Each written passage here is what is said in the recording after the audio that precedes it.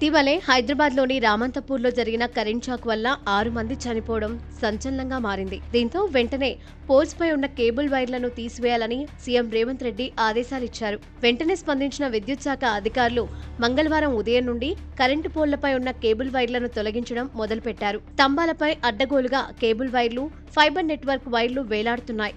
దీంతో హైదరాబాద్లోని చాలా ప్రాంతాల్లో కేబుల్ వైర్లను తొలగించారు.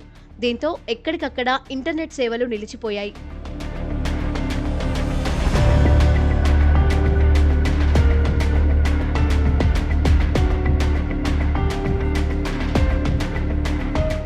భాగ్యనగరంలో స్తంభాలకు వేలాడుతున్న కేబుల్ వైర్లతో చాలా కాలంగా ఇబ్బందులు ఎదురవుతున్నాయి. ఇన్ని రోజులకు వీటిని తొలగించడం బాగానే ఉన్నా ఒక్కసారిగా కేబుల్స్ ను తొలగించడంతో ప్రజలు చాలా ఇబ్బందులు పడ్డారు. సాధారణ ప్రజలు ఇంటర్నెట్ సేవలు లేకుండా, విద్యుత్ సరఫరా లేకుండా తీవ్ర ఇబ్బందులకు లోనవుతున్నారు. ప్రస్తుతం ఎక్కువ శాతం ప్రజలు ఇతర కంపెనీల ఇంటర్నెట్ పైనే ఆధారపడి ఉన్నాయి. ముఖ్యంగా హైదరాబాద్ లాంటి మెట్రోపాలిటన్ సిటీలో ఇంటర్నెట్ లేకుండా ఏ పని జరగదు. ప్రభుత్వ నిర్ణయంతో ఇంటర్నెట్ కేబుల్స్ ను తొలగించడంతో ఒక్కసారిగా సేవల్లో అంతరాయం ఏర్పడింది. పనులు ఎక్కడికక్కడ నిలిచిపోయాయి.